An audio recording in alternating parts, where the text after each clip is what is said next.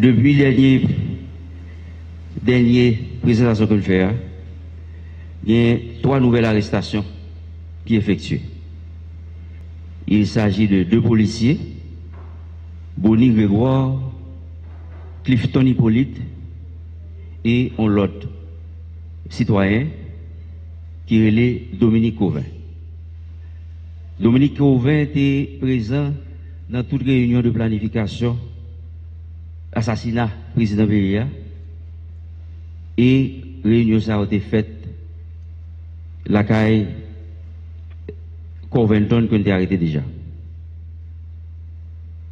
Et toute information ça yo confirmé nous collecter après analyse déclaration assaillant. Nous présentons nous là Dominique Cauvin qui sous contrôle la police, il est en détention. Après ça, la justice a lancé 8 mandats d'amener. Il y a 2 là-dedans qui sont déjà exécutés.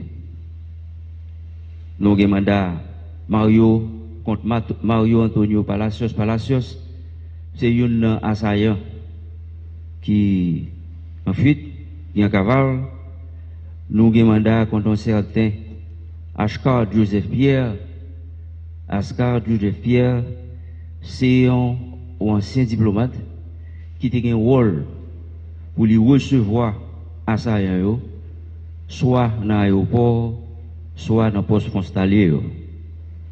Information qui est sur lui après mandat, monsieur est un réfugié aux États-Unis, il nous est en retracé et nous demander autorité judiciaire aux États-Unis pour collaborer avec nous pour être capable d'appréhender l'élément ça. Là, nous allons présenter auteur, mon qui est plus dangereux, qui t'a exécuté, qui t'a suivi commandité opération ça.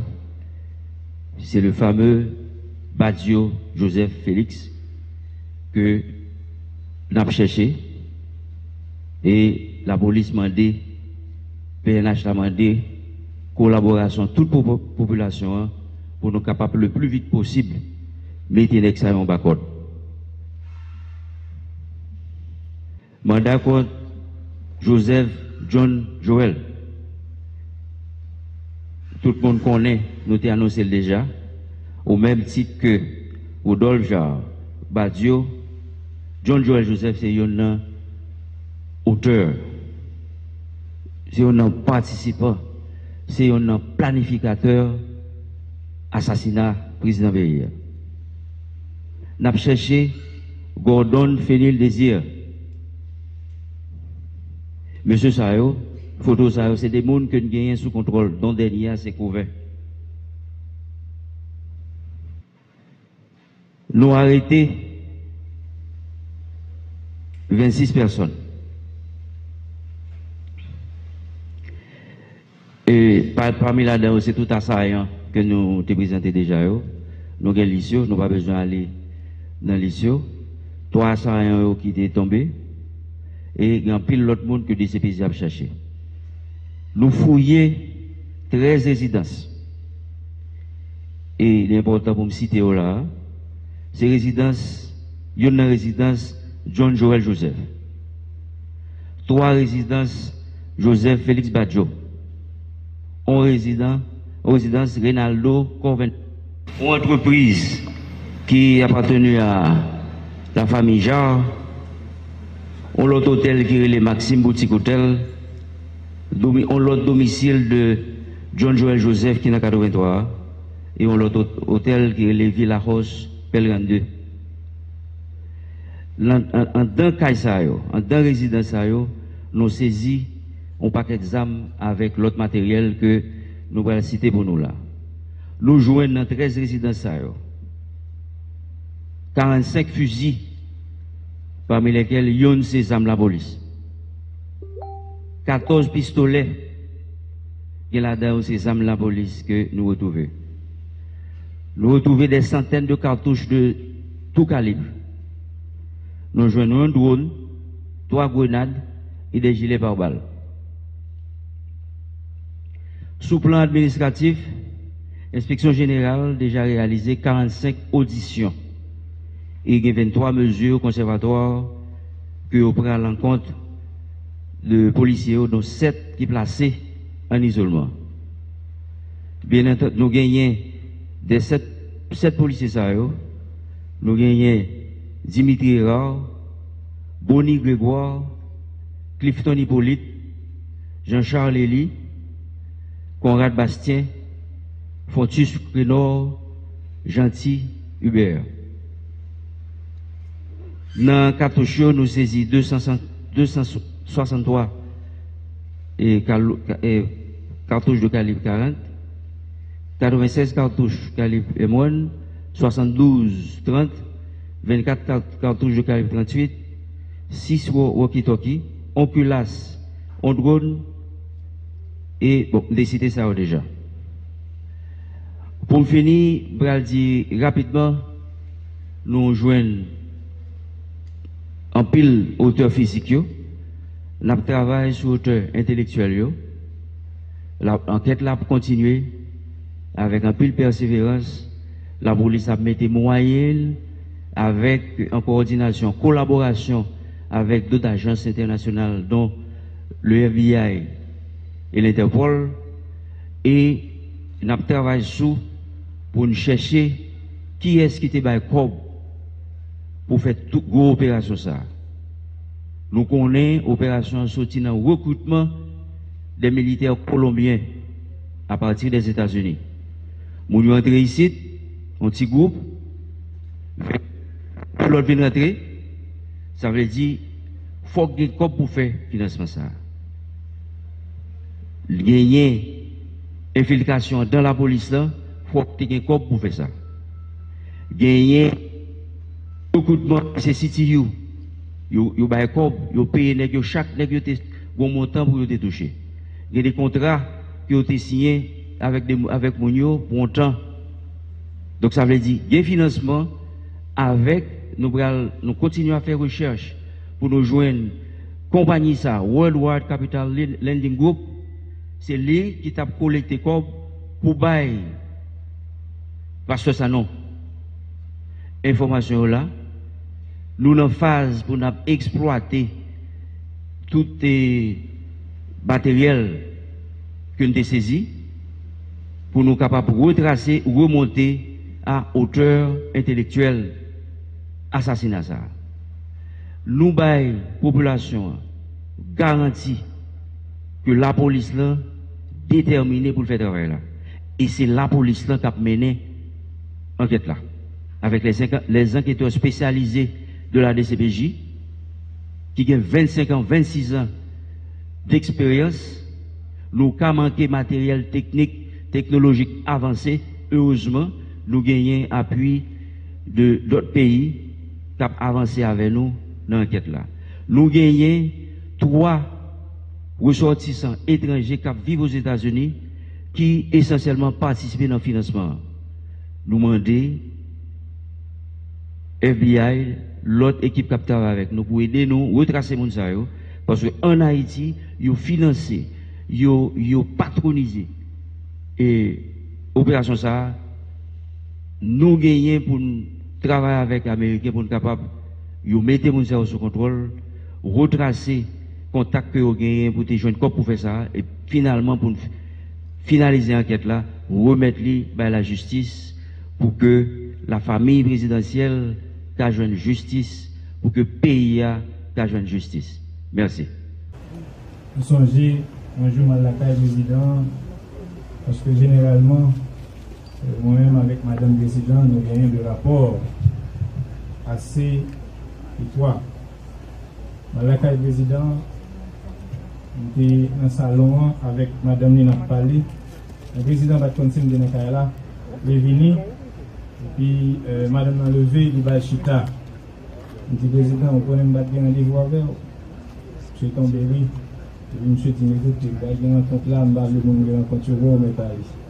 Donc, c'est comme ça, nous avons quitté Kaila, Mali, et puis nous avons quitté le relais pour dire que nous avons une rencontre habituelle avec les politiques pour jouer une issue heureuse à la crise. Et à la faveur du changement de gouvernement intervenu en mars 2020, il a daigné me nommer effectivement à la tête de la diplomatie haïtienne. À force d'échanger et de partager des points de vue avec le président de la République, j'ai fini par épouser ses idées et par partager les grands projets qu'il voulait réaliser pour le plus grand bien du pays, tels que l'électrification, les infrastructures routières, portuaires et aéroportuaires, la modernisation de l'État, la consolidation de la démocratie de l'État de droit et j'en passe.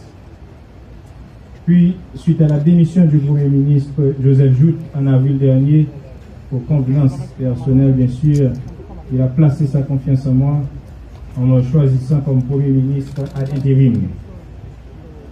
Ce faisant, le chef de l'État voulait laisser la porte ouverte à la nomination d'un Premier ministre définitif qui serait issu de l'opposition politique avec pour mission de former un gouvernement d'union nationale sur la base d'un accord politique. En tant qu'homme d'État très conscient des lourdes responsabilités qu'il incombe et fidèle à son engagement de travailler à la stabilité sociopolitique du pays, préalable, indispensable au développement national, il était plus que déterminé à résoudre définitivement la crise politique qui, disait-il souvent, avec trop duré. Mesdames, Messieurs, mes chers compatriotes, mes chers amis, Victor Hugo disait que la mort ne surprend point le sage. Il est toujours prêt à partir. À l'instar du père fondateur de la patrie, le président Jovenel Moïse savait qu'il allait partir. L'empereur Jean-Jacques Dessalines disait, après ce que je viens de faire dans le Sud, si les citoyens ne se soulèvent pas, c'est qu'ils ne sont pas des hommes. Par cette phrase emblématique, il a signé son arrêt de mort. La nation haïtienne est frappée durement. Notre pays est meurtri par la disparition brutale du chef de l'État, son Excellence, M. Jovenel Moïse, dans des conditions d'une extrême barbarie. Haïti, terre de liberté qui, dès le début du XIXe siècle, a su dire non à la barbarie, non à l'exploitation de l'homme par l'homme, vient d'être le théâtre d'une action sordide qui a coûté la vie au premier mandataire de la nation. La conscience nationale, voire la conscience humaine en est révoltée. Le pays tout entier, le pays profond, est en train de pleurer son président qui était d'une sensibilité extrême pour les masses populaires, d'une très grande proximité avec les classes travailleuses. Partout à travers le pays, et même à l'extérieur, du moins au sein des coussins de la population, on réclame à juste titre justice pour le président Jovenel Moïse. Alors, il y a une anecdote, il y a un monde qui compare le président Jovenel Moïse avec Dessalines. On croit que son comparaison qui gagne toute importance. Il y a une seule différence. Les Dessalines qui mourent, le monde qui est c'est eux qui ont défini l'agenda politique là. Et ils ont imposé pour pas citer dans Dessalines dans le pays pendant environ 50 ans. C'est le contraire avec le président Jovenel Moïse. Si vous voulez gagner un avenir politique certain, faites un pile attention de ce que dit sur Jovenel Moïse dans le pays à jeudi. Et c'est une martyr. Nous touillons parce que il y a des rêves pour le pays. Il y a des rêves pour le monde nous laisser pour quoi. Il y a des rêves pour le monde qui vit dans le pays. Il est différent avec Dessalines parce que tout de suite nous finissons touiller. Je pensé que le peuple a pris la rue. Il a pris un col pour le jeter. Ce n'est pas le cas. En France, nous avons une manifestation. Dans le Nord, nous avons une manifestation qui a demandé justice. Ah ouais, nous voyons. À Port-au-Prince, nous voyons ces populations de concert avec la police nationale d'Haïti qui traquait en pile en Colombie. Il y a une différence. Désormais, il y a le jovenelisme. Jean Richard Doré, ce qu'a parlé là, qui a pris forme. Il y a pris forme dans tout le pays parce que vous patrouillez un révolutionnaire et vous ne pouvez pas assassiner la révolution. Vous touillez Jovenel, au pas capturer le journalisme. Pas capturer ça, le journalisme. Parce que c'est une idée, c'est le courage, c'est la détermination de combattre les oligarques de ce pays. C'est ça qui est le journalisme. On va capturer ça.